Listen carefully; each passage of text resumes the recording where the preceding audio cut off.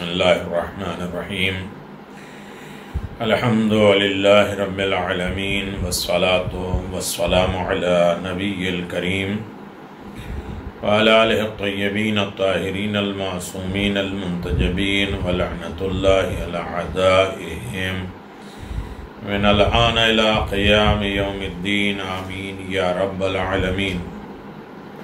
اما بعد فقد قال اللہ تبارک و تعالی فی قرآن مجید بسم اللہ الرحمن الرحیم من يعظم شعائر اللہ فإنها من تقوى القلوب. صدق اللہ العلی العظیم وصدق رسولہ النبی الکریم. حاضرین محترم سامعین کرام، السلام علیکم ورحمۃ اللہ وبرکاتہ. بقی پھر بقی ہے، نہ رکنے والے آنسوؤں کا یہ سلسلہ، شاعر الہی، آیات الہی، نشانی پروردگار. ضمن میں آپ حضرات سے گفتگو جاری و ساری تھی. آج وہ بحمد اللہ 19ویں مرحلے میں داخل ہو رہی ہے، جہاں ہم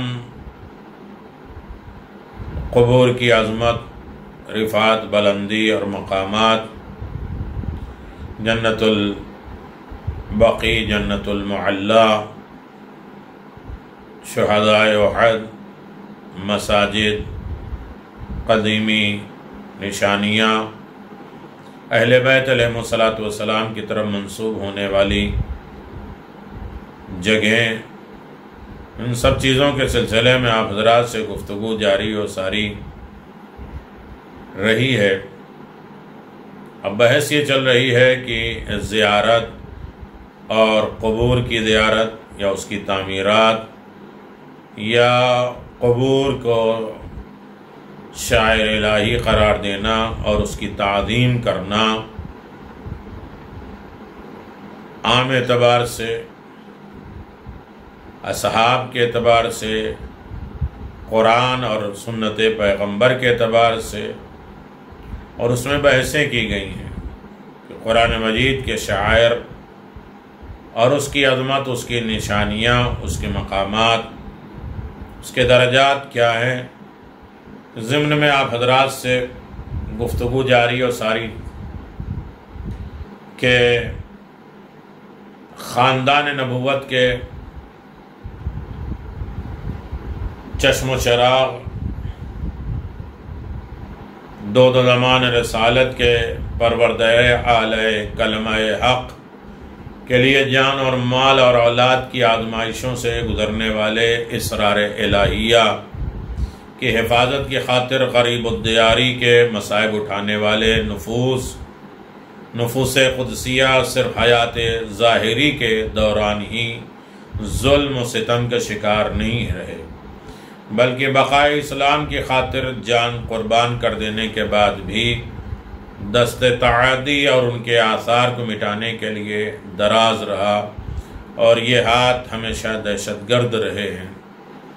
اسلام کی تاریخ اپنی ابتدائی عہد میں یہ مشاہدہ کر چکی ہے کہ رسول خدا صلی اللہ علیہ وآلہ وسلم کی چہیتی بیٹی کو پردہ شب میں پوشیدہ طریقے سے دفن کیا گیا، مگر غاصبان اجر رسالت نے پھر بھی بضعت الرسول کی قبر کو کھودنا اور نفش قبر بے حرمتی تک کے ناکام کوشش کی.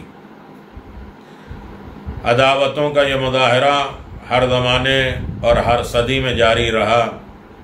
عصر حاضر میں آل سعود کے حکم پر قبور آل محمد کی تاراجی اور دیگر ظالمین، حجاج، متوکل، صدام کی حکومت کے ہاتھوں عراق میں حرم اہل بیت پر حملہ، اس کا تازہ ثبوت دنیا کے سامنے ہے.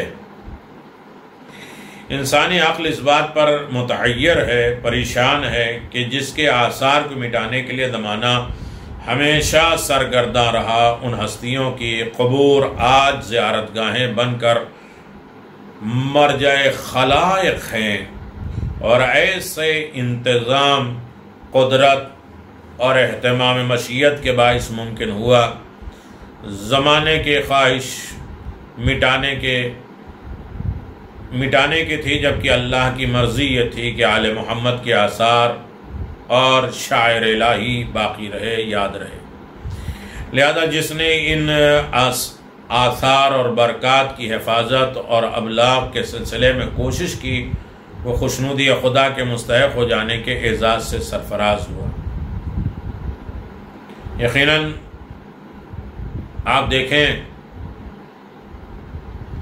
بہت سی ہستیاں ہیں جنہوں نے اپنی زندگی کا نصب العین محمد و آل محمد کے مشن کی خدمت اور اس کے آثار کی تحقیق کا نشر قرار دیا ہے کہ آل محمد کے آثار باقی رہیں۔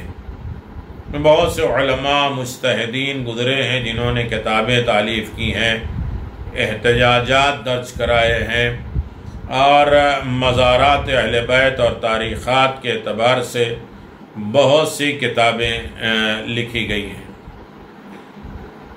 زیارت کے شرعی حیثیت کیا ہے؟ انبیاء اور ائمہ اور اولیاء علیہ السلام کی قبور کی زیارت شرعی جواز کے بارے میں تمام مسلمان شیعہ سنی متفق ہے۔ اس ضمن میں بہت سی روایتیں منقول ہیں، جن میں سے کچھ کا ذکر ہم آپ کی خدمت میں کر چکے ہیں، کچھ ذکر آپ حضرات کی خدمت میں باقی ہے۔ یقیناً آپ دیکھیں کہ حضرت صلی اللہ علیہ وسلم کے قبر مطہر کے علاوہ باقی تمام مزارات روضے شہید کر دیے۔ انہوں نے اپنے قائم کردہ حرمت شرعیہ کو صرف قبر نبی صلی اللہ علیہ وسلم سے مستثنی رکھا، جبکہ ایسا کرنے سے تناقض لازم آتا ہے، اس لیے کہ حکم حرمت میں نبی اکرم صلی اللہ علیہ وسلم کی ذری اور کسی دوسرے ذری کے درمیان میں فرق نہیں ہے، چاہے نبی کی ذری ہو یا نبی کے جسم کے حصے کی ذری ہو، نبی کے ٹکڑے کو ہو، بذات الرسول کی ہو، دوسرے ذریعہ پس اسی سبب حضرت صلی اللہ علیہ وسلم کے ذریعہ مبارک کو باقی رکھا اور بقیہ تمام ذریعوں کو منہدم کر دیا گیا۔ اس سلسلے میں ابن سعود نے متعدد مرتبہ اس طرح اعلان کیا کہ ہم اپنے جان اور مال بلکہ ہر چیز حضرت صلی اللہ علیہ وسلم کے قبر شریف اور گھر کی حفاظت کرتے رہیں گے۔ ہم نے مدینہ کے احصار و حد بندی کی ہے، اور اس سے حضرت آپ کی مسجد شریف کی حرمت اور عظمت مقصود ہے۔ کیا اس مقام پر کوئی سائل سوال نہیں کر سکتا کہ اس حرمت اور عظمت کو حضرت کی قبر اور مسجد ہی سے کیوں مخصوص کیا ہے، بلکہ اہل بیت نبوی اور ان کی قبروں میں کیا قصور پایا جاتا ہے؟ حرمت کی دلیل عبداللہ ابن محمد ابن عبد الوہاب نے اپنے رسالے میں تحریر کیا تھا کہ حضرت صلی اللہ علیہ وسلم کی زیارت سنت ہے، مگر اگر خاص طور سے سوار ہو کر آئے گا تو فقط مسجد کی زیارت اور اس پر نماز پڑھنے کے لیے ہی آئے گا، اور اگر اس کے ساتھ زیارت کا بھی قصد کرے تو کوئی حرج نہیں ہے۔ وہ بخاری کی ابی ہریرہ کے واسطے سے حضرت کی اس روایت پر استدلال کرتے ہیں، اور فقط 3 مسجدوں کے لیے سفر کرنا جائز قرار دیتے ہیں: مسجد الحرام، مسجد رسول، مسجد اقصی۔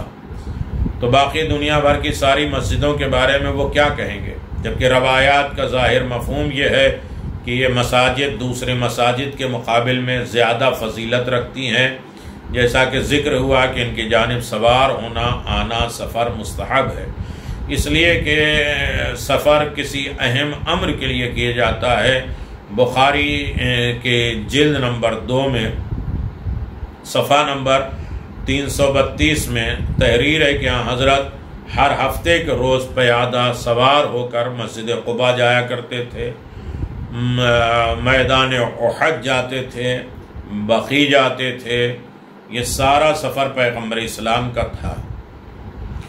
چونکہ گفتگو کا تعلق مساجد کے علاوہ کسی دوسری چیز سے نہیں ہے، اس لیے اس کا ایک پہلو یہ نکالا جا سکتا ہے کہ خاص مسجد کے بارے میں یہاں سفر اضافی ہے، کیونکہ جائز اور شرعی کاموں مثلا تجارت، بزنس، عیادت، کسی کو دیکھنے جانا، کسی کی ہمدردی، کسی کی مدد کرنے جانا، جہاد کرنا، سفر کرنے سے روکنا غیر معقول ہے، بلکہ یہ سب حکم الہی بھی ہے، مستحب بھی ہے، کبھی کبھی واجب بھی ہو جاتا ہے۔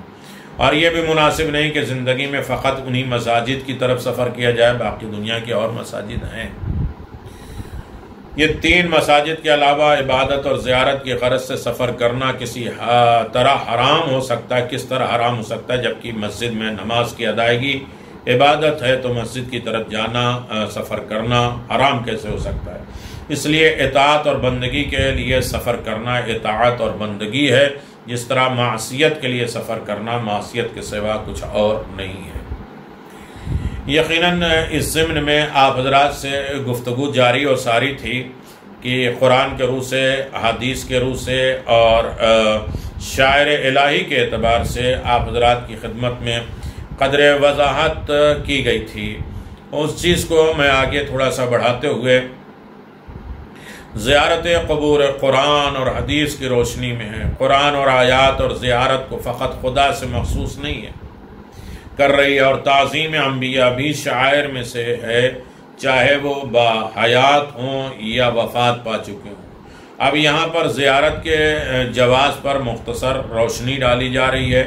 قرآن مجید نے کہا وَلَا تُصَلِّ عَلَىٰ أَحَدٍ مِّنْهُمْ مَاتَ أَبَدًا وَلَا تُقِمْ عَلَىٰ قَبْرِهِ إِنَّهُ كَفَرُوا بِاللَّهِ وَرَسُولِهِ مَاتُوا وَهُمْ فَاسِقُونَ۔ سورہ توبہ 84۔ خبردار ان میں سے کوئی مر بھی جائے تو ان کی نماز جنازہ نہ پڑھے گا اور اس کی قبر پر کھڑے بھی نہیں ہوئے گا، اور ان لوگوں نے خدا اور رسول کا انکار کیا ہے اگر فسق میں دنیا سے گزر گئے ہیں۔ مذکورہ آیات سے معلوم ہوتا ہے کہ رسول خدا مؤمنین کے جنازوں پر نماز پڑھتے تھے اور ان کی قبروں کے پاس کھڑے ہوتے اور مغفرت کے لیے دعائیں کرتے۔ طباطبائی تفسیر المیزان میں۔ لہذا اس آیت میں قبر کے پاس نماز، قیام دونوں منافق کی قبر مراد ہے، اور اس کا مطلب یہ ہوا کہ اگر قبر منافق کی نہ ہو بلکہ مؤمن کی ہو تو یہ آپ نماز بھی، قیام بھی، زیارت وہاں پڑھ سکتے ہیں اور پڑھنا چاہیے۔ مزید وضاحت کے لیے سب سے پہلے شاہد المثال وَلَا تَقُمْ عَلَىٰ قَبْرِهِ معین ہونا چاہیے کہ اس کا معین تدفین کے وقت قیام کرنا ہے یا بغیر بطور عام کہا جاتا ہے۔ اس میں مفسرین کا اختلاف ہے۔ سیوطی جب پیغمبر اسلام صلی اللہ علیہ وسلم نے ابن ابی کے لیے دعا کی تو اس وقت آیت نازل ہوئی کہ نہ ان پر نماز پڑھیے، نہ ان کی زیارت یا دفن کے لیے وہاں ٹھہریے۔ تفسیر الجلالین۔ مفسرین کے کلام سے معلوم ہوتا ہے کہ علی اندعی کے معنی میں اس سے مراد قبر کی زیارت اور دفن کے لیے ٹھہرنے کی ممانعت کی گئی ہے۔ اس کے علاوہ دوسری تفسیروں میں بھی بیان کیا گیا ہے کہ اس کے معنی مراد کیا ہیں، منافق کی قبروں پہ نہ جاؤ۔ لہذا آیت کی توضیح کچھ اس اعتبار سے ہوگی کہ احد سیاق نفی کے عموم پر دلالت کرتی ہے اور لفظ ابدا استغراق زمانہ پر، یعنی کبھی بھی ان پر نماز نہ پڑھو۔ نہیں، صلاۃ دفن کے وقت سے مخصوص نہیں ہے۔ اگر دفن کے وقت مراد ہوتا تو ابدا کا ضرورت نہیں تھی، یعنی ان کو عام اعلان ہو جاتا، ابدا کہنے کی ضرورت نہیں ہوتی۔ وَلَا تَقُمْ سابق جملہ پر عطف ہے، لہذا اس کے معنی بھی اسی جملے کے لحاظ سے ہوگا کہ جس کا مطلب ہوگا کہ قیام اور توقف فقط دفن کے وقت نہیں بلکہ ہمیشہ کے لیے ہے، اور جس کا مفہوم یہ ہے کہ منافق کے لیے ترحم جائز نہیں ہے، چاہے وہ دعا کی شکل میں ہو یا نماز کی شکل میں ہو، اس کے برخلاف مومن کے لیے جائز ہوگا۔ زیارت قبور سنت نبوی کی روشنی میں روایت میں معلوم ہوتا ہے کہ حضرت صلی اللہ علیہ وآلہ وسلم نے نہ صرف مسلمانوں کی ان کو زیارت کے لیے کہا بلکہ خود بھی اس نیک کام کو انجام دیا ہے پیغمبر اسلام نے۔ اور خود ام المومنین کی روایت ہے کہ رسول خدا رات کے آخری حصے میں بقی کی طرف جاتے تھے اور فرماتے تھے السلام علیکم دار قوم المؤمنین اتاکم ما توعدون غدا معجلون انا انشاءاللہ بکم لاحقون اللہم اغفر لأہل بقی الغرقاء۔ سنن بہیم الکبریٰ میں یہ ہے، جس سے واضح ہوتا ہے کہ زیارت کے لیے سفر کرنا جائز ہے، کیونکہ اہتمام سفر چاہے دور سے ہو یا نزدیک سے ہو سفر ہی کہلاتا ہے، چاہے چند قدم سفر کیا جائے یا سواری سے کیا جائے۔ ام المؤمنین کو زیارت کی تعظیم قالت قلت کیف اقول لهم یا رسول اللہ قال قولی السلام علی اہل الدیار من المؤمنین والمسلمین یرحم اللہ المستقدمین منا مستاخرین وانا انشاءاللہ بکم لاحقون۔ صحیح مسلم جلد نمبر 2۔ ام المومنین کہتے ہیں کہ ایک طویل روایت نقل کرتے ہیں کہ جس میں آیا ہے کہ رسول خدا صلی اللہ علیہ وسلم فرمایا کہ جبریل آئے اور کہا کہ خدا نے حکم دیا ہے کہ بقی جائیں اور ان کے لیے استغفار کریں۔ چنانچہ ام المومنین کہتی ہیں کہ میں نے کہا یا رسول اللہ میں ان کے لیے کیا کہوں؟ تو فرمایا السلام علیکہ، جس سے معلوم ہوتا ہے کہ نبی کریم صلی اللہ علیہ وسلم خود بھی زیارت کے لیے تشریف لے جاتے تھے اور ام المؤمنین کو کہتے تھے کہ زیارت کرو، اس کی تعلیم دیتے تھے۔ شرک نہیں ہے، بدعت نہیں ہے، حکم پیغمبر ہے بقی کی زیارت کرنا، شاعر الہی کی تعظیم کرنا۔ کنز الاموال میں زیارت قبور کے سلسلے میں متعدد روایات موجود ہیں۔ کیف نحیتم عن زیارت القبول افذورها فإنها طرق القلب وتدفع عین وترک الاخار۔ میں زیارت سب سے تم کو منع کیا گیا ہے، اب تم زیارت کیا کرو کیونکہ قلب کو نرم اور آنکھوں کو اشک آلود بناتی اور آخرت کی یاد کا سبب بنتی ہے۔ حضرت صلی اللہ علیہ وآلہ وسلم کی روایت میں علت بھی ذکر فرمایا ہے، اور تعلیل کا فائدہ یہ ہے کہ جہاں علت قوی ہو اس پر عمل کی تاکید بھی مزید ہوتی ہے۔ لہذا جب عام قبریں رقت قلب کا ذریعہ ہے، آنکھوں کے آنسو کا ذریعہ ہے اور تذکرہ آخرت کا سبب ہوتی ہے، تو صالحین، علماء، اولیاء الہی، انبیاء کے مرکز اور خود رسول کے خانوادہ اور رسول خدا کے جزو رسالت کی مراقد کی زیارت میں تعلیل با درجہ اتم موجود ہے، اور آپ کی جانب سے اس کی تاکید بھی جاری ہے کہ آپ حکم دیتے ہیں کہ انسان زیارت کے لیے جائے، اور زیارت کا وجود سنت ہے۔ ہم گمان کرتے ہیں کہ اسلام میں زیارت کا جواز میں بحث کرنے والے اب مطمئن ہو جائیں، کیونکہ جو کچھ زیارت کے متعلق سنت میں وارد ہوا ان کی روایات حفاظ اور ائمہ احادیث نے کی ہے۔ ان میں سے کچھ روایتیں دیکھیں، عبداللہ ابن عمر کہتے ہیں کہ حضرت سے روایت کی گئی کہ حضرت نے ارشاد فرمایا کہ جس نے میری قبر کی زیارت کی اس پر میری شفاعت واجب ہے۔ یہ روایت حفاظ کے ایک گروہ ائمہ احادیث نے رقم کی ہے۔ عبیداللہ ابن محمد، عبداللہ ابن عمر خود کہتے ہیں کہ حضرت نے فرمایا کہ جس نے حج کا سفر کیا اور پھر میری وفات کے بعد میری قبر کی زیارت کی تو گویا اس نے میری زندگی میں میری زیارت کی۔ اور اس کے علاوہ بہت سی روایتیں دیگر طریقوں سے موجود ہیں، یعنی رسول کی زیارت، آل رسول کی زیارت، خود خلیفہ دوم کہتے ہیں کہ حضرت نے فرمایا کہ جس نے میری قبر کی زیارت کی یا جس نے میری زیارت کی اس کی میں شفاعت کروں گا یا میں اس کا گواہ بنوں گا۔ اور جو شخص دونوں حرم یعنی حرم کعبہ اور مسجد نبوی میں کسی ایک حرم میں انتقال کر جائے تو خداوند عالم اس کو قیامت میں امن اور امان دے گا۔ حافظ ابو داود، حافظ ابو نعیم اصفہانی، حافظ بہیقۃ المتولی، سنن الکبر، ابو ہریرہ نے کہا ہے، اس طرح سے روایت میں ہے کہ حضرت نے فرمایا کہ جس نے میرے انتقال کے بعد میری زیارت کی گویا اس نے میری زندگی میں میری زیارت کی، اور جس نے میری زیارت کی میں اس پر گواہ ہوں اور قیامت کے روز اس کی شفاعت کروں گا۔ اس حدیث کی روایت حفظ ذیل ہیں حافظ ابو بکر احمد ابن موسیٰ اور حافظ ابو سعید احمد ابن محمد ابن احمد ابن حسن اصفہانی اور ابو فتوح سعید ابن محمد یعقوب، اور کتاب فوائد میں یہ سب نقل موجود ہے۔ انس کہتے ہیں کہ حضرت صلی اللہ علیہ وسلم نے فرمایا کہ جس نے میری زیارت مرنے کے بعد کی گویا اس نے میری زندگی میں میری زیارت کی، اور جس نے میری قبر کی زیارت کی قیامت کے روز اس پر میری شفاعت واجب ہے، اور جس کے لیے میری امت میں سے وسعت ہو پھر بھی میری زیارت نہ کرے تو اس نے مجھ پر ظلم کیا اور اس کے لیے کوئی عذر قبول نہیں ہے۔ اسی طرح بہت سی روایتیں موجود ہیں۔